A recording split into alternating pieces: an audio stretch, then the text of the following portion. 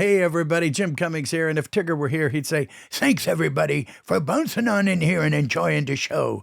But before we go, I want you to do me a small favor. Hit like, subscribe, and give us a thumbs up if you're enjoying the show. Now, speaking of enjoying the show, enjoy the show. Welcome back, everybody, to another episode of Toon'd with Jim Cummings. I'm producer Chris, joined as always by the legend himself, Mr. Jim Cummings. How are you doing today, sir? Back in the saddle again. Welcome, everyone. Welcome, everyone. And we're very privileged today to have an absolutely talented, phenomenal, just creative director, producer, actor, voiceover, artist, I mean, everything, Alan Tudyk. Thank you so much for joining us today. Hello. Yes. Hello. That's such a cool list. Yeah. Few people know that you're a terrible, failed mime. It's true. See, I knew I could get him to say something.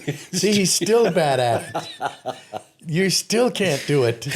Every time I get in that box, help me! I just start screaming because I have claustrophobia. Yeah.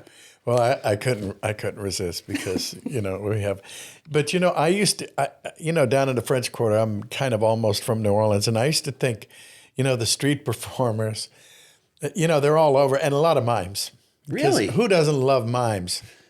Well, to an extent. I can argue a good mime. Four mimes. There are, yeah. But there's the bad mimes are tough to. Well, I thought I was going to do one, and I'd be Lenny, the amazing talking mime. How does he do it? And you get you're doing the kite and go, whoa, look at this. Is it windy or what? Look at this kite. I'm holding a kite. That's a kite. Look at me. Then I would starve. I don't know. I don't know. For the originality, I think I would throw some, at least beads. At least beads. I might want to see your chest. Yeah. If that's on the offing. Yeah. So you've been to Mardi Gras then, so you know I've been near Mardi Gras. They started giving out beads. It became a thing. Around year round, it seems like in some places. Yeah. Oh yeah. Well, all of the telephone poles and wires and everything, they've all got beads hanging from them. And the extreme drinking has become a year round thing as well. It's not just during this. Let's do it. Let's do it up because this is the only time we can do this. Yeah. They spray down. There's money in the budget to spray down Bourbon Street every night because there's vomit. Thank God. Vom, all coating the street. That's rough.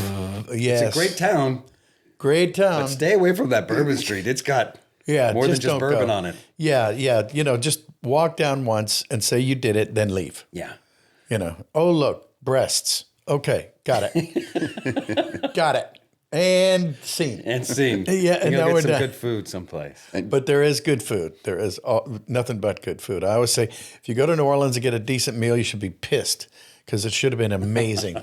You want to call people up on the phone. Yeah. And I'm not even getting a dime from the New Orleans Chamber of Commerce for this incredible ad that we're accidentally doing here. People who are from there or spend time there love that place. Yeah. And you grew up not too far away over in the great state of Texas. Yeehaw, man. I grew up in Dallas in North Texas. Mm-hmm. Yeah. I don't, There are good miles and miles of Texas. It's an interesting place, It's so very just high on its own supply, Texas. Really. Yeah, that's true. I had a Texas flag above my bed as a kid. What kid? What is that? Yeah. He's got state pride at 11. Yeah, that's why just not? Weird. That is. Yeah, but you made it work. It's apparently so. Well, it does instill in you a drive for competition, which I think has a lot of negatives and in our industry, and it also has some positives. Because you need a really strong drive in the business to overcome all of the no's and door slamming your face to finally find a yes. Yeah. Well, that's true. I mean, that's kind of like the old adage. You have to be able to hear a lot of no's, but it only takes that one good yes. Yeah. I and you found yours a while ago, so you're doing pretty well, right? Well, I did.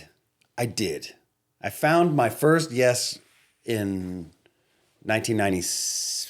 96, I think, 95, 96, for doing a workshop of a play called Bunny Bunny that Alan Tudyk wrote about Gilda Radner, about his relationship with Gilda Radner. He was a writer of the first season of Saturday Night Live, and they had an almost love affair and became best friends.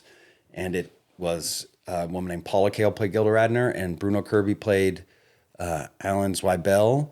Oh, And then I played everybody else. Oh, you would have loved it, man. You would have had a blast doing that, because it was a character actor role, and I got my first voiceover job from that, because I'd come on because they'd hear you doing all these. I was a French person who came, a French waiter who came in, and I would say, "Would you like some fromage?" And then I'd turn to the audience and say, 1 year later, and flip the cheese board over, and all the cheese is moldy.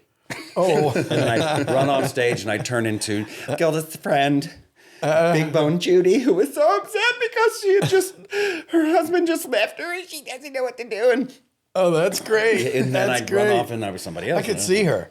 I could see her there. You disappeared for a moment. Are you doing costume changes all the while? Yeah, it was man, that's fun. Yeah, it was part of it. It was all about, like, how did he get that, from that to that. Farcical. Yeah, fat suits. But I was the only element that was doing that. And then they continued this love affair, almost love affair.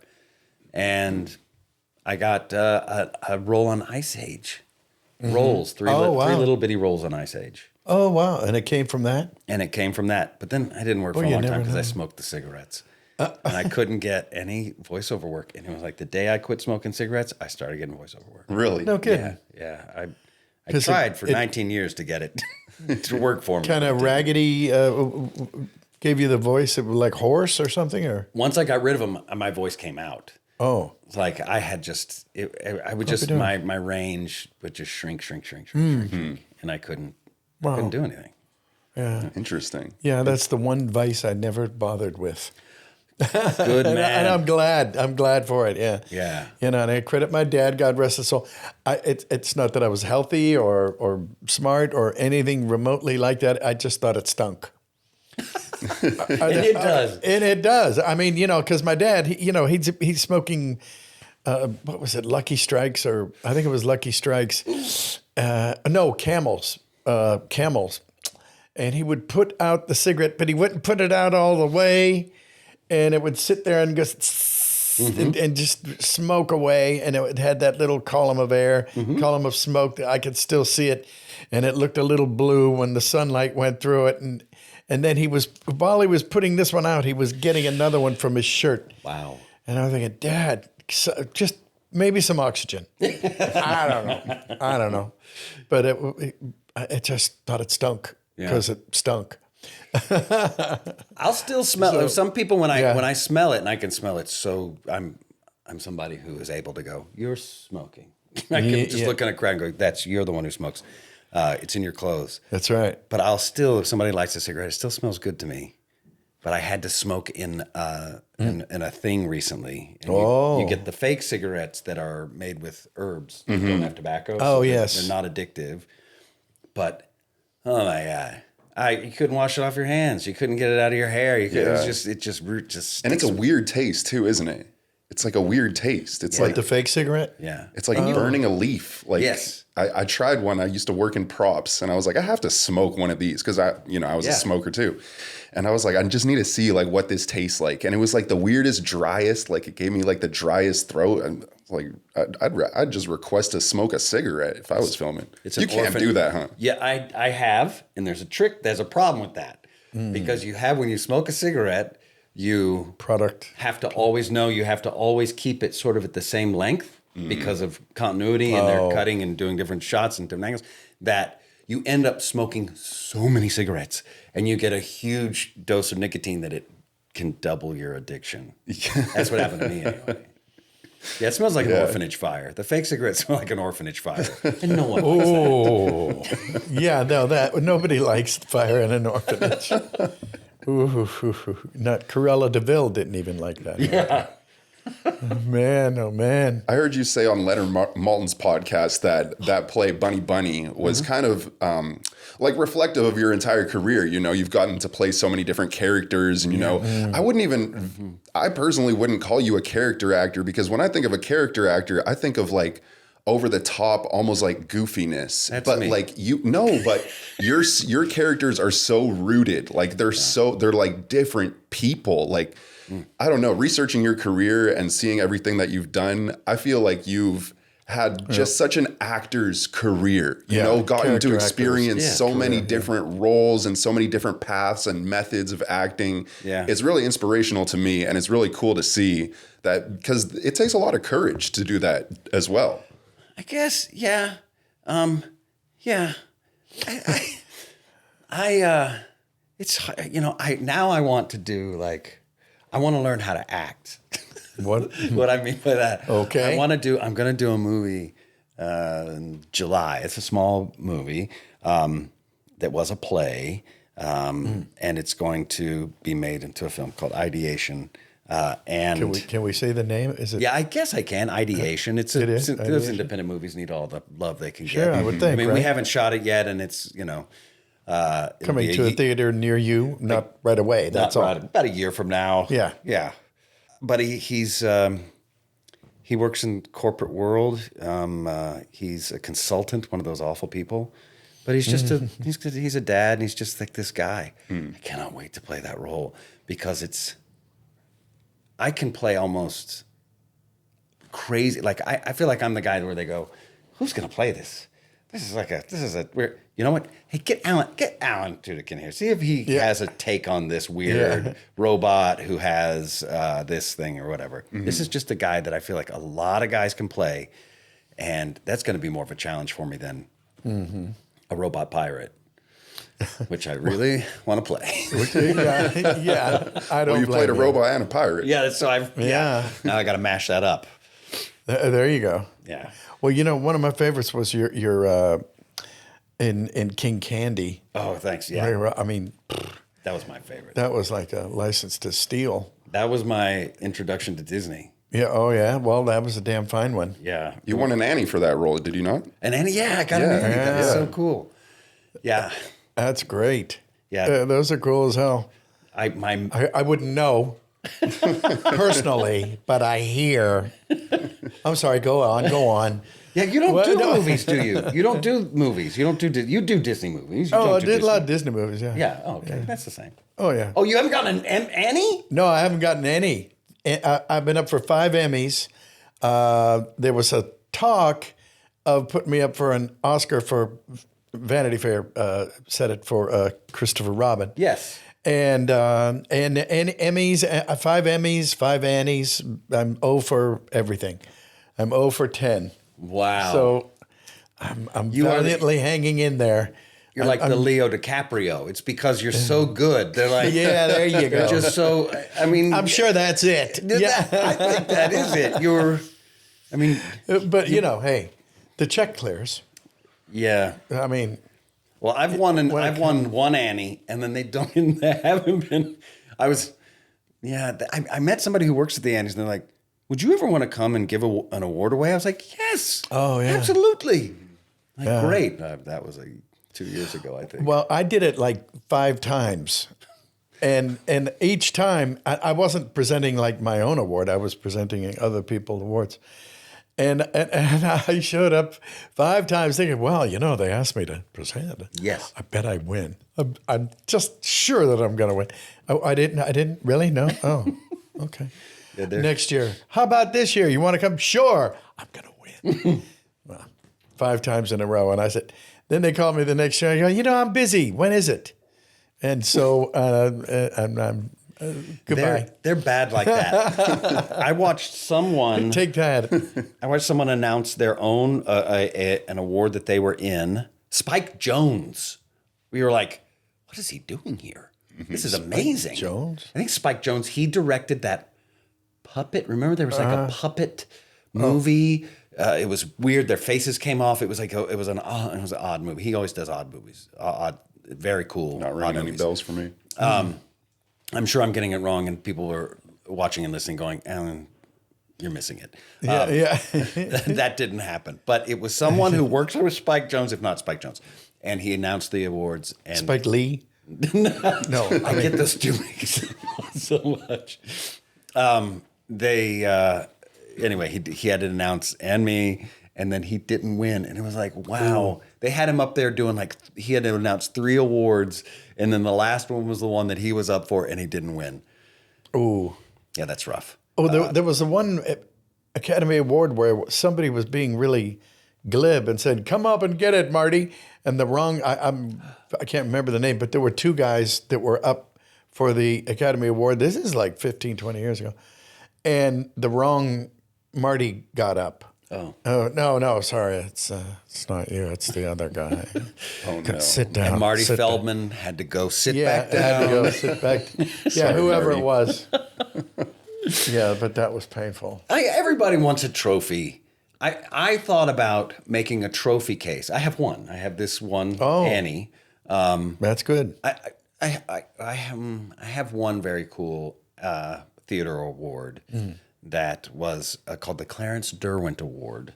That goes to the actor, one male and one female actor in a season who have their New York theater debut, and they win. And it could be in any kind of theater, off Broadway, off Broadway, or Broadway. And I won with Allison Janney that year. She's an actress. You know, I haven't heard of her. She hasn't done much since. Oh, yeah, yeah. Yeah, I remember her. Yeah, Allison Jan and I won that year, and it came with $1,000 prize, and I didn't have any rent money, so it paid my rent. That worked. That was the best. But I thought about making a trophy case in my house with like wrestling belts and bowling trophies, and you could just go buy them. Yeah, well, they're at a pawn shop. Or just get brand new ones made. Mm-hmm. You can even get Golden Globes and things. There's a little black market going on that. Wow. I can hook you up. We'll talk about it later. Okay, yeah. Get an academic award. There you go. Get a doctorate somewhere. Well, yeah. Yeah. Yes, wherever you want. You just buy that, put it in a case, and say, and invite people over and just... Right. Yep, I did that. Like Mike Tyson when he was given an award from Tuskegee Institute or something like this. He said, "Well, I never attended college, but and to get a degree, but if I did, I would be a gynecologist." Nope. And I thought, yes, because the women have to. Yeah, we know, Mike. We know. Ooh. We get it. A gynecologist. There's a showstopper for you right there.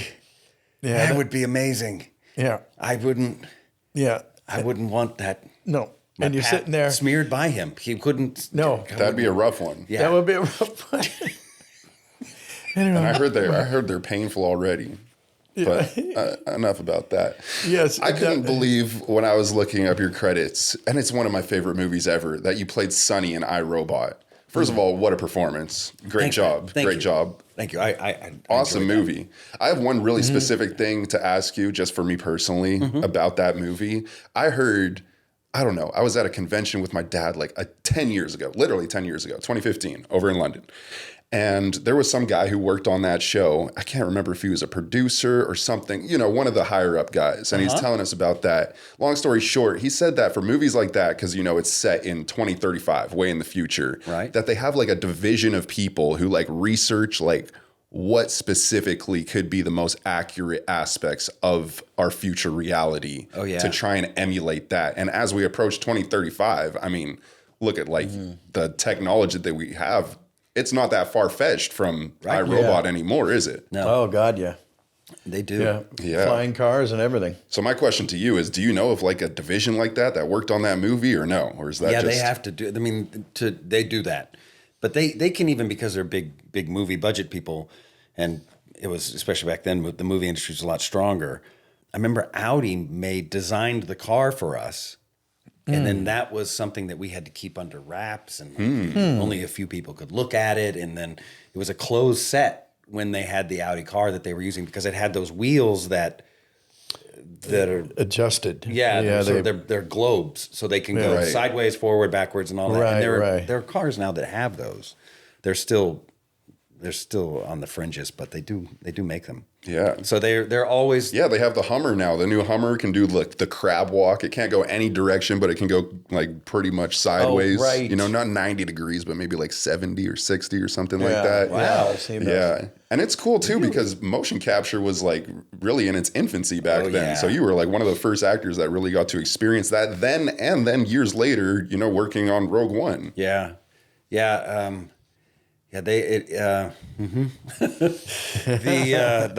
I want to call them the Hobbit movies. Lord of the Rings first came out, and so Andy Serkis was the one person who had done it, and that's how everybody understood it. And I got the job, and I wore the spandex. It was the coolest part about it was the first month, where it was just me and this guy whose name I don't remember, Steve. I don't remember his last name. He was a theater.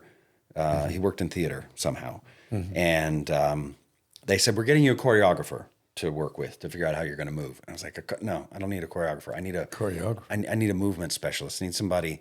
And I was like, this is a bad idea. And I was waiting at this table outside. We were going to have a conference about the way the robot moved. And there was a guy who came in. He was sitting down on the same big, long corporate table.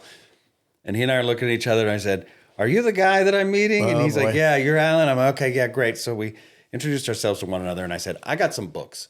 And I put down Alexander Technique, which is a way that we all move. You know, a lot of actors in acting school, that's where I was introduced to it. It's it's sort of the ergonomic way that you should move with your skeleton. As like if you look at little toddlers, they have perfect posture. And when they fall, you know, they just kind of sit. It's like that's how our bodies are supposed to move. And then as we get older, we have injuries or we have something about ourselves that we cover up. And it changes how we want to look cool. Oh, I didn't know that. That's interesting. And so it was that. I was like this, and then I had a book on mime. On mime. I had something else, and he pulled out almost the same books. I was like, oh, this is going to be great. Oh, there you go. And so we were watching like kabuki theater and stuff. And he was the only thing I had to do the first month was just I'd be taken to the gym to work out where they wanted me bulky so that I moved with muscle. And so I got in killer shape.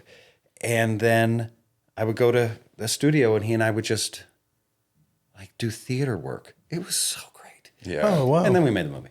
Yeah. The movie was great. And Will Smith was lovely. And Bridget Moynihan was funny. And You used to have a crush on her. I could see why. Yeah. She's very pretty. Yeah. She's attractive. She's also, at that time, I don't know who she is now, but she was kind of like a guy. Yeah, she's like really easy. Like she seemed like she had brothers or something. Like she. Oh yeah, she was. Yeah, not standoffish. Yeah, she had to because she wore all these. This is maybe no, but this tells the story. Oh, yeah, go so ahead. she'd have to wear all these tight clothes. Like her pants were like painted on, and she had to have a mic pack. Like where are they going to put the mic pack? So it would have to be somewhere. And when she would get done with a take, she'd unzip these pants from behind. I remember her sitting in front of me, and you could just see like half of her butt is hanging out. Like, Moynihan, I'm looking at your ass. You don't like the view? Yeah, and I like she was like really, like You're welcome. like a pal. Yeah. Yeah, like one of the guys, except with the really cute butt. Yes. There you exactly. Like my friend John, cute ass. Anyway, Yeah, everybody knows cute ass John. cute ass John. Oh my God. Well, It was a fun 6-month experience, and those things. And then I thought that's why I was auditioning for Rogue One because I had done that. And when I first met the director, Gareth Edwards, he was like, so we're gonna have this robot. I was like, okay, here's how you got to do it. And I just was from that point. He's like, we're gonna do every small. If your eye blinks and we're going to do exactly that on the robot. We're going to do this. And I was like, just stop. You're not going to do that. And don't even say you're going to do that because you're going to marry yourself to something you can't follow through. And then whoever plays this role is going to feel like you lied to them. So just don't even start there. You're going to get in post and you're going to need things done. My face is not the same as the face that's going to be there. And my face tells a story that face doesn't. And once you put all the elements together, you might just need the head to bow a little bit to tell the story, and that's fine. And then I got the role. I couldn't believe it. I was very excited. And K2SO is a lot more like robotic than Sonny, right? Like he's stiffer. Yeah, if I'm not that's mistaken. because I was and he doesn't have eyes. Like Right. his eyes they blinked. They're like the Iron Giant. Like Yeah, and they blinked at one point, and then they took the blinking out because it's a prequel. It had to be the same technology as C-3PO. Yeah, it had to be. So C-3PO screwed me. It's basically what Bastard. C-3PO. Anthony Oh, Daniels, man. that guy. Yeah, I love Anthony Daniels. We have a fun rivalry. He wins, but it's fun while it goes on. And I was also on stilts, so I was a little stiffer too because I couldn't move around as easy. well, yeah, I just thought it was like a character choice. Yeah, that's it. there you go. I said we're gonna make this one stiffer, okay, guys? yeah. Fashion me some stilts that force me to walk a little more robotically, That's awesome. and ILM provided it. Oh man, well you've had a career in front of the camera, next to the camera, behind the camera, in front of a microphone. Right. I mean, do you dance as well? I mean, No, I don't, and I can't sing. Oh, I know. Good, I feel better. Broadway. But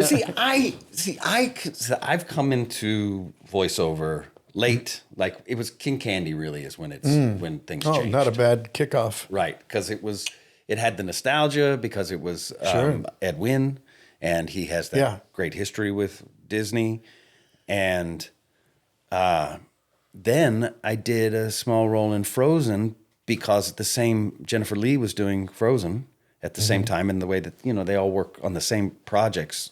Yeah. So they were straddling a couple of projects. Said, "Hey, we're reviving this thing that's been on the back burner for years called Frozen. Would you play this older man in it?" So then I did the Duke of Wesselton, and it was such a big hit. John Lasseter was the one who said, "He's our good luck charm." I was like, "Yep, that's exactly right. That's why those two that's right. worked. No other reason but me." And, That's right. And once they committed to that, Ooh. then you don't want to. Anyways, they didn't want to break off the idea, and so I've had this career. And then because I got the green light from Disney, then other people are like, "Hey, you wanted to come to a voice on this show and this show and this show?" One thing led to another. But I'm just Nice. I've had to learn as I go. I consider like you're real and you're truly, this is something you do and you're a master of it.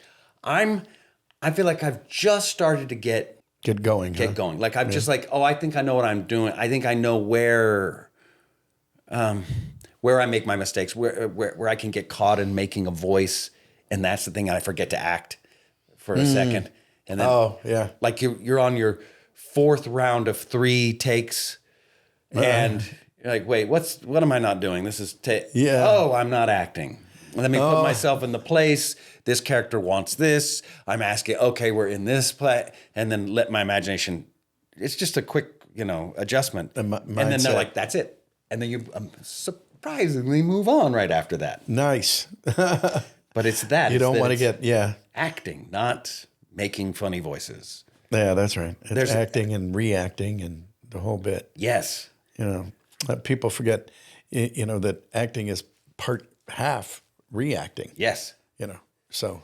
And with voiceover, so much of it is the imagination, because you're here in a microphone, and you're filling it in for whatever you're seeing it as. It'll never be, but it's what creates your side of the performance and inside the thing. Yeah. Yeah. It helps to, be a little weird. Yes. It just does. Yes. Absolutely. You have to be able to let the chains off on your imagination. Yeah. That's scary. I think can be scary. Can be. Just to you're launched Depending into it. on- You're just yes. you're following along. You're not dictating to it Right. at all. Now, You're see, just- Charles Manson said it the same way. That when I let my imagination go, it's scary. And I assume you have a different take on that. Yes. Okay. Well, good. you end up saying things that maybe some people don't find fun. I mean, it's just you just go anywhere. You can go anywhere, and it opens you up to people going, "You're weird." I think that's the fear. Yeah, that's the scary part. That you're like, that's a little too weird. I think this topic's really interesting because one of my friends put this like, I really agree with it, and he was like, child actors are all good actors because they have no ego. You know, like you can tell them what to do. They'll all take direction for the most part. Like you don't really find bad child actors, you know? And like, just to piggyback on what you're saying, you know, the fear of being weird and everything. I think that's something that gets put on us as we get older. And then we find that, you know, hard to get back to. You hear so many actors, artists talking about like getting back to being a child, you know, like in that playroom. That's a hard place to get to when it's weird because we all went through that, you know? Yeah. And then we develop this ego and it kind of gets in the way. And then it's like, oh, I'm overthinking everything. And have you had moments in your career or yourself, Jim, where you've kind of gotten in your own way? Yeah, that's overthinking it is really overthinking it. You know, I jokingly say instincts are the best stinks. And, you know, and if it works for you inside your head, it'll probably work out in the world, you know, by and large. I think. I have an example where it did not work. Okay. King Candy. Oh, yes. There's a point in the film, and Disney, the one, Rich Moore was directing that film, and he did a lot of improv. We would sort of get the things, and then he would leave a lot of time for improv, or I guess within the sort of little scene, I could just play around at a certain point, and it was where. Wreck-It Ralph first shows up in Candy, whatever my Candyland or Candyland plays Candy. I was gonna say Candy Crush. It couldn't have been that, but yeah, King Candy's Wild Roth to Race, something was in there, and he comes out of this taffy, and he looks like a monster, and Sarah Silverman's character, not Vanellope Mutton, anyway, Von Schweetz, she's running from him. He starts tossing all the fans, the spectators. He's just throwing them around, and everybody's running. And I said, "Please, everybody, stop! Come on, everybody, calm down. I don't want a race ride on my hands because it's a race. It's and you're rioting. Never mind. A race ride. Right. Disney did not. Oh, Rich Moore, God bless him, was like, I love the race riot joke. But I thought Disney didn't want a race riot joke. Oh, they played it in Arizona. Hard to believe. Yeah. Are you sure this was Disney? They didn't want a race riot joke. I can't think of anything funnier. You know? They played it for one showing in Arizona before it came out, and it got crickets. It was like the air was sucked out of the theater when it happened. So that's less of a good idea to just make everyone feel afraid. So how about laugh? Let's do this not a lot or something. Yeah. Yeah, not at all. We're taking it out and do the lines that are written, please. Yeah. Well, are you a notorious ad-libber? Because I am. I just am. It's a great thing. Yeah, I can, but I always wait for permission, and I think that's sometimes it's a mistake. Well, you know what I do? Not that I know anything, but I give them as written. Yes. And then, because you're going to do another take anyway. And then I do it as it should be. I think that's right. Because that way they can't complain. Well, you got yours. Yeah. Now here's the good one. you know, so that's cool, right? I'll do a little. It's, everybody's different. Every director's different. Mm-hmm. And I find that when I am given permission or feel that I can, those lines that I do improv are the ones that end up in the final project. That those are their choices, because up to them, they choose them, and then they tend to a lot of times be the things that I get repeated back to me by fans. When if you're at a convention or something, and they say, "Could you put this on my picture?" Then that feels really good. Which one of your characters do people come up the most for at conventions? I'm curious to know. I'm gonna say surprisingly, because we only made 14 episodes of Firefly. I knew it. Yeah. In 2003, 4. That's still it was a cool show. Yeah, I did. Star Wars. I get K2SO, Hey Hey, kids really like that bird. Oh yeah, me too. Yeah. Yeah, I mean, come on, good-looking cuss too. Boy, howdy, huh? There's a good-looking little guy right there. Yeah. There's in making Hey Hey, he was a cocky rooster. He was very he was protective. I get it, cocky rooster. Yep. And See what he did there? Yeah, they made that was the character they gave him, and it wasn't working. And they wanted, the animators really liked the character, wanted to save it, and they said, "What if he's really stupid?" And they said there's like a bar that has intelligence that you can just crank down, and they cranked it all the way down, and his eyes got bigger. One went that way, one went that way. And Get the Marty Feldman groove. Yeah. and then I don't know if it was Lassiter. I think it was Lassiter at that time. Yeah, I think Came so. in and said, "Now that's a character I want to see." And he was saved. He was saved. Yeah, yeah. Well, That's an animator's character. You like they're the ones who really. What comes Yeah. in an audition for a character like that? What they just say, play a chicken? Like That was during use your a time- imagination and play a chicken? Yeah, I mean that's what they gave it to me because they've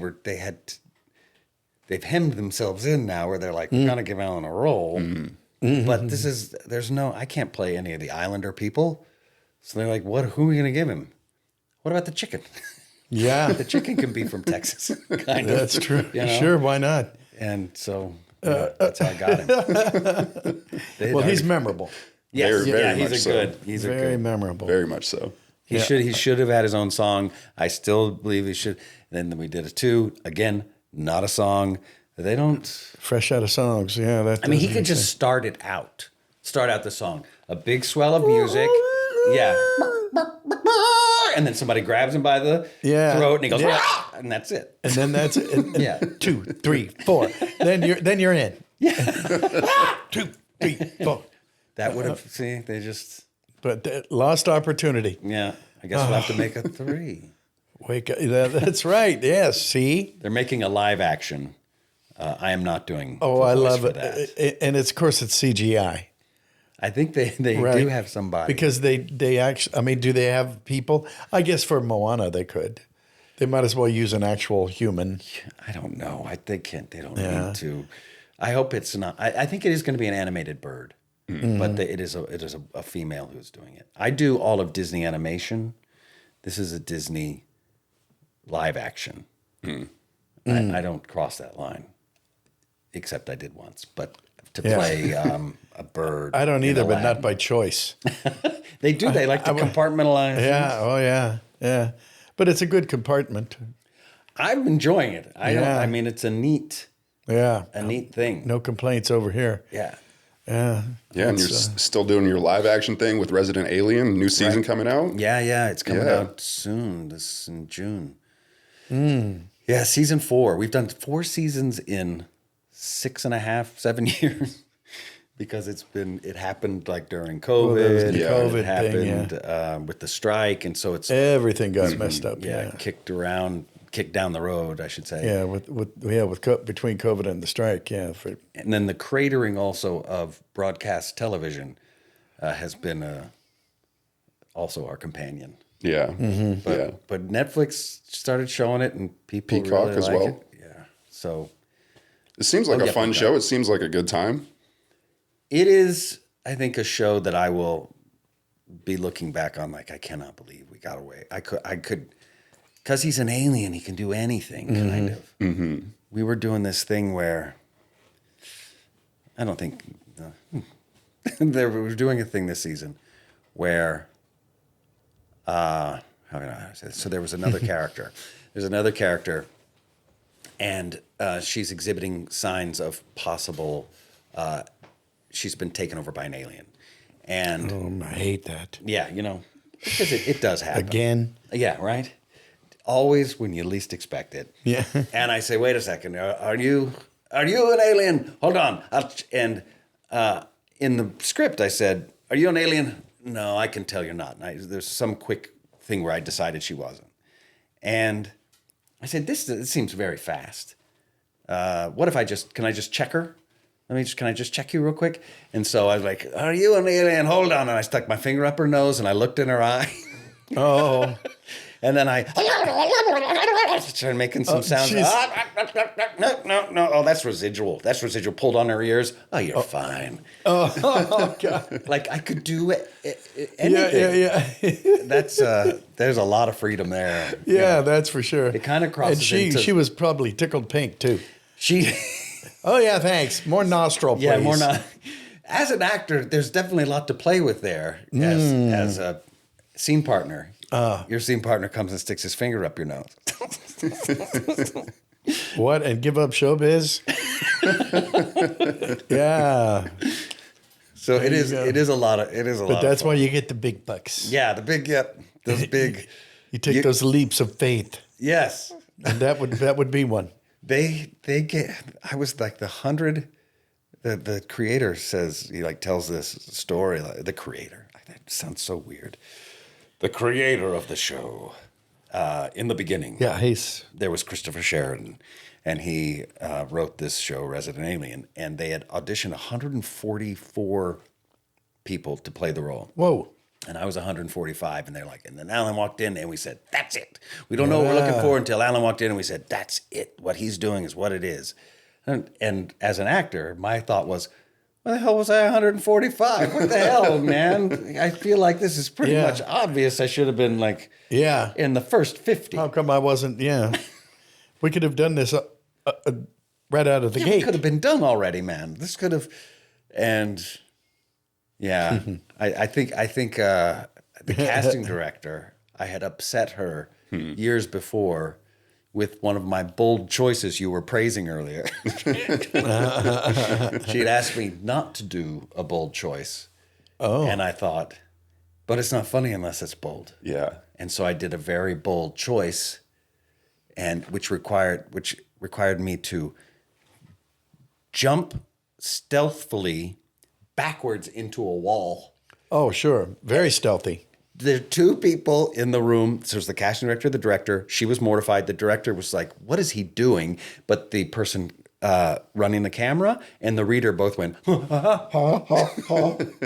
they were trying to not laugh, which is my favorite laugh. Oh, that's good. Because they're using every muscle to stop laughing, but they still are making noise. Yeah. So I felt like I had succeeded. That's right. But she stopped calling Your me. work was done. Yeah, your work was done. And my work was done. Yeah, but unfortunately, done. Done. Yeah, that's, oof. Yeah, then I became 145 called in. But it worked out. Yeah, it did. Yeah. And you're here now. And I'm here now. So see, now talk about your success. There's a path right there for you.